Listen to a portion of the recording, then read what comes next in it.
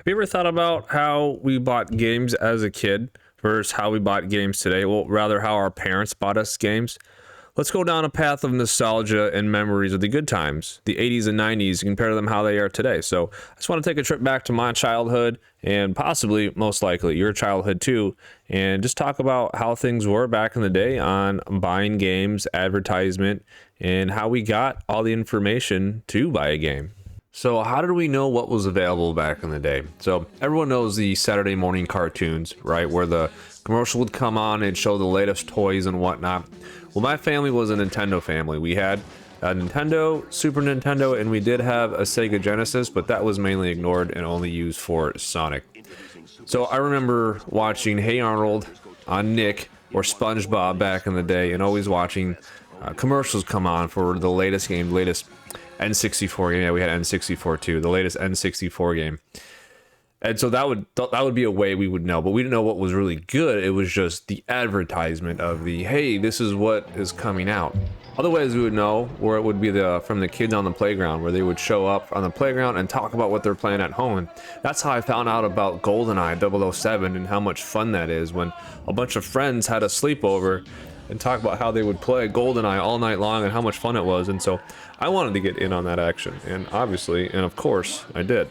Other games also like Banjo-Kazooie and Mario Kart 64 were games that we talked about on the playground that we learned and found out about. So we really didn't have much media back in the day. It was the word of mouth and commercials. Those were two of the biggest influences on what games I wanted, and I knew what was available. The commercial's not going to tell me if the game's good or not. It's just going to tell me what's available, where my friends that are playing the games on the playground would tell me what was good or what they've experienced was good.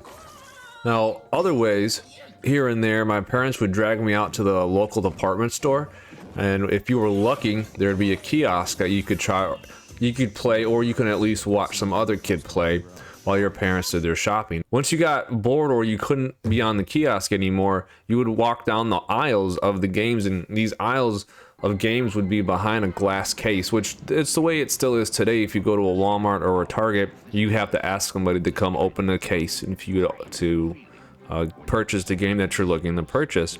It was the same back in the day, but you couldn't pick up the box, so the only thing you could do was look at the box art.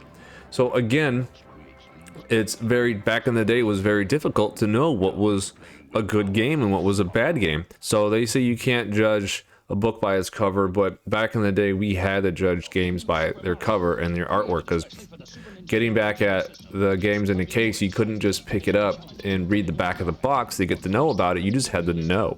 Like if you were to look at the Legend of Zelda Ocarina of Time's artwork, where it's just a gold cover or gold case with, it says the Legend of Zelda Ocarina of Time with the shield and sword. If you didn't know anything about Zelda, you didn't know what you were getting into, you would have no idea that was one of the highest rated games of all time.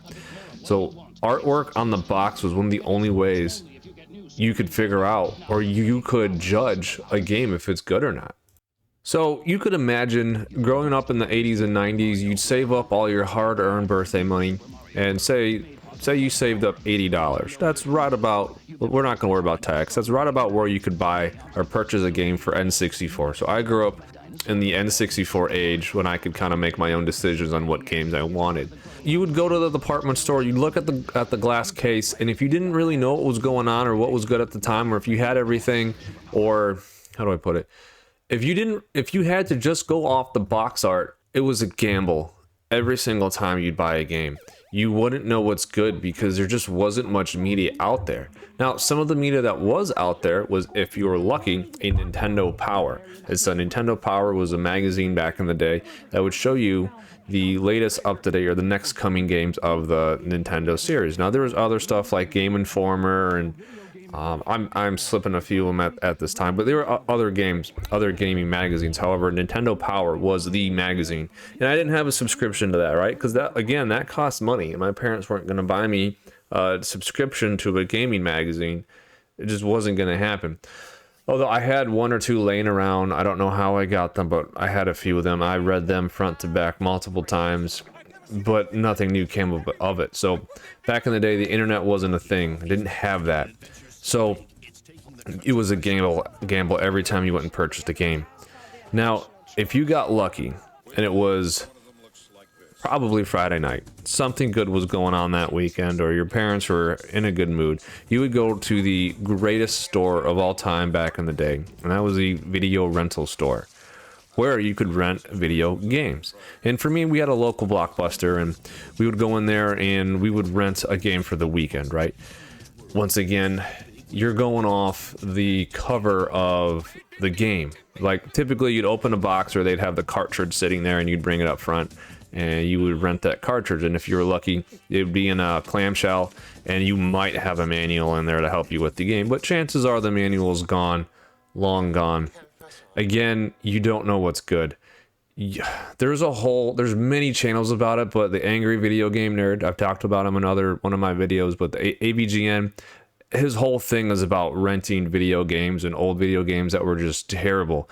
And if you ended up renting one of these bad games, you're going to be frustrated by bad controls or just awful gameplay. And again, it just didn't work out. However, if you did rent a good video game, or good for you, like for me it was Battletoads, you could rent that game multiple times. I don't know how many times I rented Battletoads, but I'm still terrible at it to this day. I had to, at least my brother and I would have at least rented that game 10 times, and we never got past the warp tunnel. Never did we ever get past it. However, we kept renting it and picking it up. And I don't know why our parents didn't just buy it for us, but that would be like our go-to if we had nothing else to get, or nothing else that we wanted to rent or take our chances on. We would rent Battletoads, and honestly, the 2 levels we would play, we'd love. So other ways that we would learn about video games, and honestly probably the most nostalgic for me, and mainly the reason I made this video, is when you would get that Sears catalog or that department store catalog, and you would flip through and circle what toys you wanted that year for Santa or your parents to bring you. And I remember always circling a couple of video games. And I remember obviously circling the consoles too. I think I circled the N64 console 2 years in a row until I finally got it. I think it was 99. I finally got it. And it was just like the N64 kid.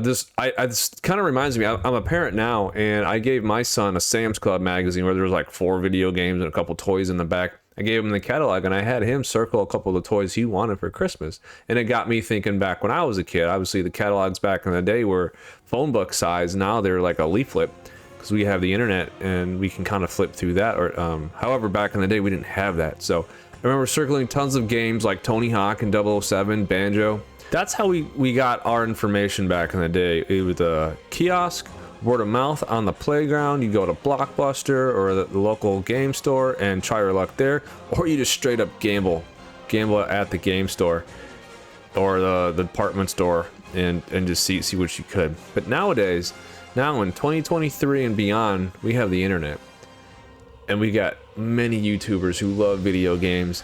Can't call myself a YouTuber yet. I'm just a potato who talks into a microphone. So anytime you're looking at a video game, we have these different ways of researching things. So now we have what's called let's stay on Nintendo, for instance. We have the Nintendo Directs, where the company comes out and tells you exactly what's coming and when. They give you the trailer, and it's kind of like a commercial, but you kind of get an idea if you want this game or not. Like, we're more informed as a consumer now than we were back in the day. We just didn't have the media and the outlets to know what's good or not. And then if you did get a review, say you got a review in that Nintendo Power, that was one person's review, and that was months after that game's been out. There's not going to be multiple different people reviewing that.